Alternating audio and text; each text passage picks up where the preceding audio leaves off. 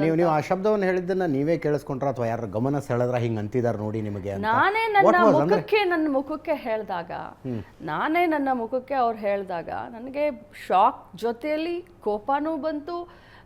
ನನ್ನ ಎಲ್ಲ ಶಕ್ತಿನೇ ಒಂಥರ ಕುಗ್ಗು ಹೋಗದಂಗೆ. ಲೈಕ್ ನೀವು ನೋಡ್ಬೋದು ಅಲ್ಲಿ ಯಾವ ಮಟ್ಟಕ್ಕೆ ನಾನು ಯಾವ ಪೋಸ್ನಲ್ಲಿ ಕೂತಿದ್ನೋ ಅದೇ ಪೋಸ್ನಲ್ಲಿ ಕೂತ್ಕೊಂಡಿದ್ದೀನಿ. ನನಗೆ ಅಳ್ಗಾಡ್ಲಿಕ್ಕೇ ಆಗಲಿಲ್ಲ. 2 ನಿಮಿಷ 3 ನಿಮಿಷ ನನಗೆ ಸುಧಾರಿಸ್ಕೊಳ್ಳೋಕೆ ಬೇಕಾಯಿತು.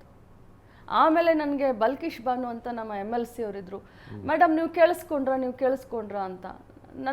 ನನಗೆ ಹೇಗಾಯಿತು ಅಂತಂದರೆ ಒಂಥರ ಎಲ್ಲ ಪ್ರಪಂಚನೇ ಕಳಚಿ ಹೋದವ್ರಂಗೆ ಎಷ್ಟು ಜನ ಕೇಳಿಸ್ಕೊಂಡಿದ್ದಾರೆ. ಎದುರುಗಡೆ ಬರ್ಕೊಳ್ತಾರಲ್ಲ ಆ ಕಾರ್ಯದರ್ಶಿಗಳ ಎದುರುಗಡೆ ಒಂದು ಟೇಬಲ್ನಲ್ಲಿ ಅಲ್ಲಿ 3-4 ಜನ ಇದ್ದರು, ಅವರ MLCಗಳಿದ್ರು.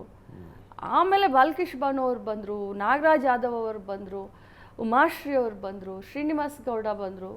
ನಾನು ಎದ್ದು ಬೋಸ್ರಾಜ್ ಅವರು ಹರಿಪ್ರಸಾದ್ ಅವ್ರ ಹತ್ರ ಹೋಗಬೇಕಾದ್ರೆ ಯತೀಂದ್ರ ಅವ್ರು ಬಂದರು.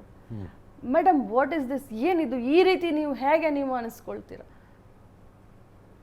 ಇವರೆಲ್ಲರೂ ಬಂದರು. ಇಷ್ಟೇ ಯಾಕೆ BJP ಅವರೇ ಬಂದು ಸಾರಿ ಕೇಳಿದ್ರು. ಆ ನಡೆದಂಥ ಘಟನೆ ಆದಮೇಲೆ 2-3 ನಿಮಿಷಕ್ಕೆ ಒಬ್ಬ ಸದಸ್ಯ ಬಂದು ಸಾರಿ ಕೇಳಿದ್ರು.